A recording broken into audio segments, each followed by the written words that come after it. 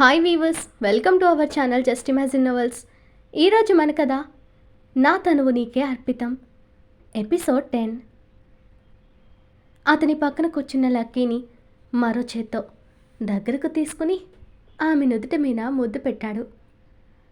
ఇలాంటి ఆనందం నా లైఫ్లోకి తీసుకొచ్చిన నీకు ఏమివ్వగలనురా అంటూ ఎమోషనల్ అయ్యాడు రాజ్.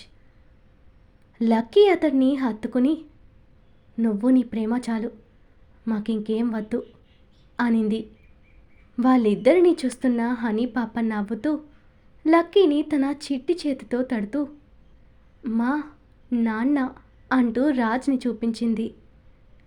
అవును బంగారం, నీ నాన్నే అంటూ పాపను ముద్దు చేసి, దాయిక నీకు మెడిసిన్ వేయాలి, బజ్జుందువు అని చేతులు చాపింది లక్కీ. నాకొద్దు అంటూ రాజ్ని ఖర్చుకుని, నాన్న అది యాక్ అంటూ మొహం అదోలా పెట్టి సిరప్ వైపు చూపించింది హనీ పాప. హనీ ఎక్స్ప్రెషన్స్కి రాజ్ నవ్వుతూ ముద్దు పెట్టి, అది వేసుకోవాలి బంగారం, అప్పుడే నీ కబ్బు తగ్గి మనం ఆడుకోవచ్చు, నా బంగారం కదా, తాగే నాన్న అంటూ లక్కీ చేతిలో నుండి సిరప్ తీసుకుని పాపకి తాగించాడు రాజ్. పాప కూడా రాజ్ మాటలకి పేచీ పెట్టకుండా సిరప్ తాగి టేస్ట్ బాగలేదని పెదవి విరిచింది. దానితో రాజ్ పాపకి చిన్న బనానా తినిపించాడు. పాపతో ఆడుతున్న రాజ్కి దోశలు వేసి తీసుకొచ్చి తనే తినిపించిన లక్కీని కూడా తినమని రాజ్ ఫోర్స్ చేయడంతో తను తింటూ రాజ్కి తినిపించింది. ఆడుతూ పాడుతూ నిద్రపోయిన పాపని జాగ్రత్తగా బెడ్ మీద పడుకోబెట్టిన రాజ్ లక్కీని దగ్గరకు తీసుకుని, ఇప్పుడు చెప్పు బేబీ, అసలు ఆ రోజు నేను మీ ఇంటి దగ్గర నుండి వెళ్ళిపోయిన తర్వాత ఏం జరిగింది?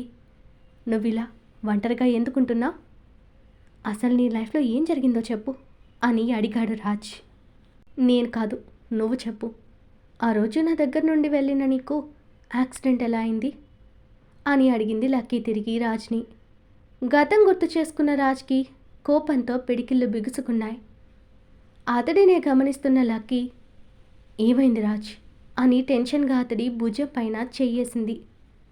రాజ్ లక్కీ వైపు చూస్తూ గతం చెప్పడం మొదలుపెట్టాడు. ఆ రోజు లక్కీ దగ్గర నుండి రాజ్ స్టార్ట్ అయ్యాక అతనికి కొంత దూరం వెళ్ళాక ఆమెను వదిలి వెళ్ళడానికి మనసు బాడీ ఏదీ సహకరించలేదు. ఆకాసేపటికే ఆమె ఎడబాటుని భరించలేకపోయాడు రాజ్. కానీ ఆ ఫీలింగ్ ఏంటని అప్పుడు అతనికి అర్థం కాలేదు. బట్ లైఫ్ లాంగ్ లక్కీ తనకి కావాలని అనిపించింది. ఆమెను వదులుకోలేను అని చెప్పడానికి తిరిగి లక్కీ దగ్గరికి స్టార్ట్ అయ్యాడు రాజ్. అలా ఆ స్ట్రీట్లోకి రాగానే అక్కడ రాజ్కి సంజయ్ కనపడ్డాడు. ఆ టైంలో వాడికి అక్కడేం పని అని రాజ్కి కూడా డౌట్ వచ్చింది. పైగా వాడు రాజ్ని చూసి కన్నింగ్గా నవ్వాడు. దాంతో అతనికేదో తేడాగా అనిపించింది. బైక్ ఆపి వాడిని దగ్గరకు పిలిచాడు రాజ్. సంజయ్ అతని దగ్గరకు వస్తూ కన్నింగ్ స్మైల్తో, నాకు దాన్ని దక్కకుండా చేశావు కదా, కానీ ఇప్పుడు దాని జీవితం నా చేతిలో ఉంది అని అన్నాడు కోపంగా. వాడు దేనికలా అన్నాడో రాజ్కి అర్థం కాలేదు. కానీ లక్కీని అది ఇది అనడం మాత్రం రాజ్కి కోపం తెప్పించింది. ఏయ్, పిచ్చి పిచ్చిగా వాగితే తోలు తీస్తాను. నా చేతి దెబ్బ ఎలా ఉంటుందో నైట్ అనుభవం అయింది కదా. నువ్వు చెయ్యబోయిన పనికి నిన్ను లోపలేయకుండా వదిలేశాను, సంతోషించు అని రాజ్ అతడికి వార్నింగ్ ఇవ్వగానే సంజయ్ పొగరుగా చూస్తూ, దానందరిని ఒక్కసారి అనుభవించాక నా ప్రాణం పోయినా పర్వాలేదు, కానీ నాకు అవకాశం లేకుండా నువ్వు దాంతో బాగా ఎంజాయ్ చేసావు కదా.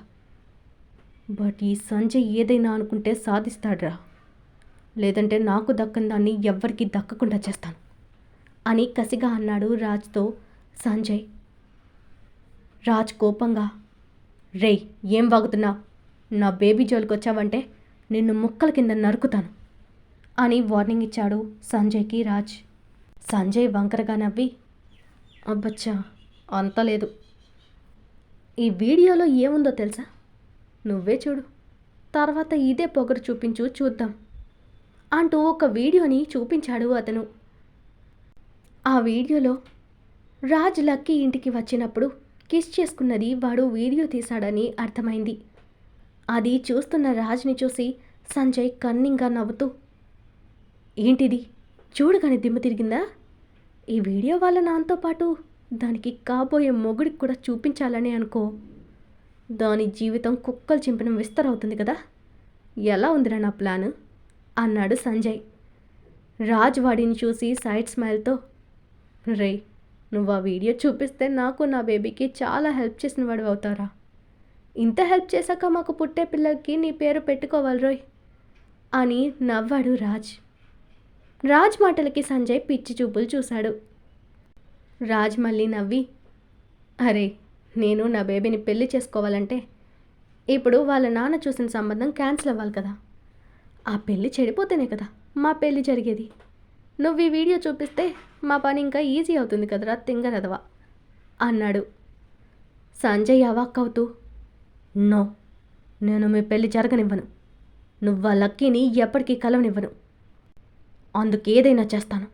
నన్ను కాదన్నా అది నాకు దాన్ని దక్కకుండా చేసిన నువ్వు మీ ఇద్దరూ హ్యాపీగా ఉండకూడదు అని కోపంగా అరిచాడు. వాడి మాటలకు రాజ్ కోపంతో వాడి చెంప పగలగొట్టాడు. ఒక్క దెబ్బతో ఆగలేదు రాజ్. వాడికి డిఫెండ్ చేసుకునే ఛాన్స్ కూడా లేకుండా కుమ్మి కుమ్మి వదిలేశాడు రాజ్ సంజయ్ని. ఆ దెబ్బలకు తట్టుకోలేక రాజ్ నుండి తప్పించుకొని పారిపోయాడు సంజయ్. అలా వెళ్ళిన సంజయ్ తన ఫ్రెండ్కి ఫోన్ చేసి, రే, వాడు నన్ను చంపేసేలా ఉన్నాడు, నువ్వు వెంటనే రారా అని ఫోన్ కట్ చేసి రోడ్ చివరి వరకు పరుగును పెట్టాడు. అప్పుడే వాడి ఫ్రెండ్ కార్తో వచ్చి రాజ్ని బలంగా గుద్దాడు.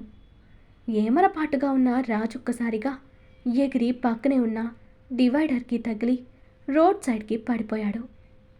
అతని తలకి గాయమై బ్లడ్ పోతున్నా రాజ్కి బాధ కాలేదు. కానీ ఆ వీడియోతో వాడు ఎక్కడ లక్కీని బ్లాక్మెయిల్ చేసి తననేదైనా చేస్తాడేమో అనే భయం మాత్రం వేస్తుంది. కష్టంగా లేవడానికి చూస్తున్న రాజ్ దగ్గరికి వచ్చిన సంజయ్ నవ్వుతూ, ఈ సంజయ్ పగ పాము పగ కంటే బలమైంది. నిన్ను దాన్ని నాశనం చేసే వరకు నిద్రపోన్రా నేను అని కసిగా అన్నాడు సంజయ్. రాజ్ ఆ స్థితిలో కూడా కోపంగా పైకి లేచి సంజయ్ని గట్టి కొట్టాడు. వాడి దగ్గరున్న ఫోన్ని లాక్కుని నేలకేసి బలంగా కొట్టి ముక్కలు చేశాడు రాజ్. దానితో సంజయ్ కోపంతో రాక్షసుడిలా మారి తన ఫ్రెండ్ హెల్ప్తో వాడి దగ్గరున్న డ్రగ్ తీసి రాజ్ ముక్కులోకి బలవంతంగా అదిమిపెట్టి రాజ్ లోపలికి పీల్చుకునేలా చేశాడు. ఆ డ్రగ్ లోపలికి పోగానే రాజ్ బాడీ కంట్రోల్ మిస్ అయి తూలుతూ పడిపోయాడు. సంజయ్ తన కసంతా తీరేలా రాజ్ తలపైన బలంగా రాడ్తో కొట్టాడు. అని చెప్తున్న రాజ్ లక్కీ వైపు చూసి, ఆ తర్వాత నేను 6 నెలల పాటు కోమాలో ఉన్నానురా. కోమా నుండి బయటపడిన తర్వాత నాకేది గుర్తులేదు. అప్పటి నుండి ఏ చిన్న టెన్షన్ కలిగినా విపరీతమైన హెడ్ఏక్తో పాటు ఆ టైంలో నాకు సెక్షువల్ ఫీలింగ్స్ హైలో కలుగుతూ బాడీ ఎంత వేడిగా అయిపోయేది. ఆ టైంలో నేను అమ్మాయిలతో సెక్స్ చేస్తే రిలీఫ్ అయ్యేది. బెడ్ మీద కూడా నాకున్న హెవీ ఫీలింగ్స్ వల్ల వైల్డ్గా ప్రవర్తించేవాడిని అని బాధగా చెప్తున్న రాజ్ని లక్కీ హత్తుకుని అతని వెన్ను నిమిరి కాస్త సెట్ చేసింది. తర్వాత మళ్ళీ చెప్పడం స్టార్ట్ చేశాడు రాజ్. ఆ సంజయ్ ఇచ్చిన డ్రగ్ వల్లనే నాకు ఇలా అవుతుందని డాక్టర్స్ టెస్ట్ చేసి చెప్పారు. అది డైరెక్ట్గా బ్రెయిన్పై పడటంతో నాకు హెవీ ఫీలింగ్స్ కలుగుతున్నాయని కూడా చెప్పారు. అది క్యూర్ అవ్వడానికి చాలామంది డాక్టర్లని కలిశాను, కానీ ఎవరూ పూర్తిగా క్యూర్ చేయలేకపోయారు లక్కీ. ఇక తప్పక నేను ఆ ఫీలింగ్స్ ఎక్కువ వచ్చిన ప్రతిసారి ఎవరో ఒకరితో సెక్స్ చేసి నా పెయిన్ తగ్గించుకునేవాడిని అని చెప్పి గిల్టీగా ఫీల్ అయ్యాడు రాజ్. అతను చెప్పిందంతా విన్న తర్వాత లక్కీకి చాలా బాధగా అనిపించి ఫీల్ అవుతున్న రాజ్ని గుండెలకు హత్తుకుని అతని మొహమంతా ముద్దులు పెట్టి, నువ్వేం తప్పు చేయలేదు బంగారం, ఎందుకు నువ్వు గిల్టీగా ఫీల్ అవుతావు? ఇదంతా నా మూలంగా జరిగింది. నువ్వు నన్ను కాపాడబోయి ఆ సంజయ్కి శత్రువు అవడంతో వాడు నా మీద కోపం నీ మీద తీర్చుకున్నాడు. ఇక్కడ తప్పు నాది కాకపోయినా కారణం నేనే కదా. ఐఎమ్ సారీ రాజ్ అని కన్నీళ్లు పెట్టుకుంది లక్కీ. రాజ్ కోపంగా ఆమె భుజాలను పట్టి దూరం జరిపి, అలా అంటే కొడతాను బేబీ, నువ్వేం చేశావని? ఇందులో నీ తప్పేముందే? ఆ రాస్కెల్కి నీ మీద తప్పుడు ఉద్దేశం పెట్టుకుని మనకి గతి పట్టించాడు. కానీ ఏం జరిగినా మన మనిషికే అంటారు కదా పెద్దవాళ్ళు. వాడు ఆ రోజు అలా మనకి డ్రగ్ ఇవ్వబట్టే కదా మనం అనుకోకుండా ఒక్కటయ్యాం. ఇప్పుడు ఇలా మన పాపతో సంతోషంగా ఉన్నాం అన్నాడు రాజ్. నా జీవితం తలకిందులు చేసి నన్ను నరకంలోకి నెట్టింది కూడా వాడే అని నాకిప్పుడే అర్థమైంది రాజ్ అంటూ ఎటో చూస్తూ ఆలోచనల్లో పడింది లక్కీ. ఏమంటున్నావు బేబీ? వాడేం చేశాడు? వాడు మళ్ళీ నిన్ను కలిసి ఏమైనా చేశాడా అని డౌట్గా అడిగాడు రాజ్ లక్కీను. ఆమె రాజ్ ఎదపై తల ఆనించి భారమైన మనసుతో, నా గత జీవితం మొత్తం ముళ్ళకంపలా సాగింది రాజ్. దాని నుండి నేను బయటపడ్డాకే నిజంగా బ్రతికాను. ఇక్కడ ఉన్నన్ని రోజులు ప్రతి క్షణం చస్తూ బ్రతికాను అంటూ లక్కీ షివరైపోయింది. ఆమె భయపడుతుంటే లక్కీని మరింత దగ్గరకు తీసుకుని తన వీపు మీద నిమురుతూ, రిలాక్స్ బేబీ, భయపడకు, నీ పక్కన నేనున్నాను కదా అంటూ ఆమెని ఊరడించి తన ఫేస్ని పైకెత్తి తన కళ్ళలోకి చూస్తూ ఆమెని డైవర్ట్ చేయడానికి సున్నితంగా ఆమె పెదాలని అందుకున్నాడు రాజ్. అతను పెట్టే ముద్దులో కోరిక లేదు, ప్రేమ ఇంకా భరోసా ఉంది. నేనెప్పటికీ నీ వాడిని, నీకు నేనున్నాను అనే భరోసా, నమ్మకం కలిగించాయి. అతని ముద్దుకి తను కూడా తన ప్రేమని తెలియచేస్తూ లక్కీ కూడా జతకలిపింది. ఆమెని అలాగే తన ఎదకి అదుముకుని ఆ ముద్దులోని తన ప్రేమని చూపిస్తూ, జీవితంలో నీకు తోడుగా మారేప్పటికీ నీ చెయ్యి విడవను అనే నమ్మకాన్నిచ్చాడు రాజ్. ఆ ముద్దుని కాసేపు కొనసాగించి అతడిని అలాగే హత్తుకుని ఉండిపోయింది లక్కీ. కాసేపటికి తలెత్తి అతని కళ్ళల్లోకి చూస్తూ, రాజ్, నీకు గతం మీరా మాటల వల్ల గుర్తు వచ్చింది కదా అని అడిగింది లక్కీ రాజ్ను. ఆమెని అలాగే గట్టిగా హత్తుకున్న రాజ్, అవును, కాలేజ్లో నువ్వు చేసిన నీ డ్యాన్స్ వీడియో చూశాక నాకు కొన్ని సంఘటనలు గుర్తొచ్చాయి. కానీ టాబ్లెట్ వల్ల నిద్రపోయాను కదా, అలా నిద్రలో ఉన్నప్పుడు నాకు మన మధ్య జరిగిందంతా కలలా కనపడి తర్వాత ఆలోచిస్తే నా గతం అంతా గుర్తొచ్చిందిరా అంటూ ఆమె నుదుటిపైన ముద్దు పెట్టాడు రాజ్. లక్కీకి చాలా హ్యాపీగా ఉంది రాజ్కి గతం గుర్తుకు వచ్చినందుకు. రాజ్ లక్కీ తల మీద ముద్దు పెట్టి, అసలు నీ పెళ్ళి జరగాక ఏమైంది? ఇలా అందరికీ దూరంగా వచ్చేయడం ఏంట్రా? మీ అమ్మా నాన్న నిజంగానే అతనితో పాటు చనిపోవడం ఏంటి? అసలేం జరిగింది అని అడిగాడు రాజ్. లక్కీ ఆ రోజు తన భర్తతో పాటు తన పేరెంట్స్ కూడా పోయారని చెప్పినప్పుడు ఆమె కళ్ళల్లో మరేదో పెయిన్ చూశాడు. అందుకే రాజ్ మరోసారి అడిగాడు ఆమెని. లక్కీ రాజ్ కళ్ళల్లోకి చూస్తూ, చెప్తాను రాజ్, మీతో నా బాధ పంచుకోవాలనే ఉంది. ఇప్పటిదాకా నా జీవితంలో ఏం జరిగిందనేది ఎవరితోనూ చెప్పుకోలేదు. నా బాధ పంచుకోవడానికి కూడా ఎవ్వరూ లేరు. ఇన్నాళ్ళు నేను మోస్తున్న నా గుండెల్లో బరువు నీతో పంచుకుని దించుకోవాలని నాకు ఉంది. కానీ నా గతం తెలిసాక నన్ను వదిలేవు కదా అని బేలగా చూసింది లక్కీ. రాజ్ ఆమెని సీరియస్గా చూస్తూ, అలా ఎలా అనుకుంటావే? నా ప్రాణం ఉండగా నిన్ను నా బిడ్డని వదిలిపెట్టను అని ఆమెని మరింత దగ్గరికి లాక్కున్నాడు రాజ్.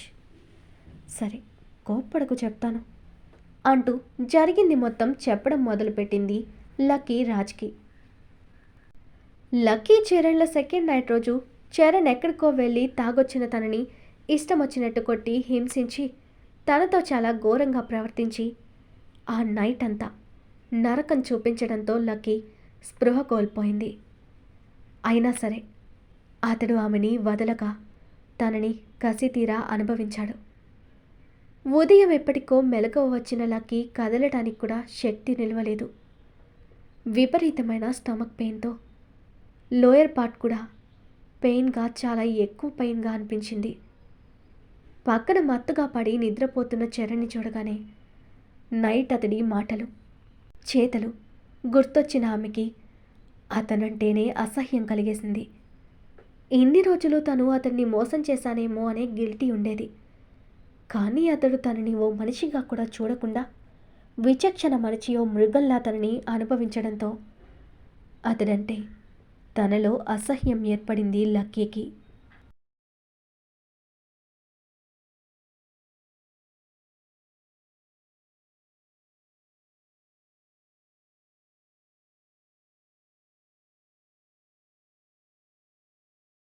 ఈరోజు మన కథ ఇక్కడితో కంప్లీట్ అయింది. ఈ స్టోరీ మీకు నచ్చినట్టయితే ప్లీజ్ స్టోరీని లైక్ చేసి కామెంట్ రూపంలో మీ అభిప్రాయాన్ని తెలియచేయండి. అలాగే ఛానల్ని సబ్స్క్రైబ్ చేసుకుని షేర్ చేసి మాకు సపోర్ట్ చేయండి. నెక్స్ట్ అప్డేట్తో మళ్ళీ కలుద్దాం. అంతవరకు బాయ్.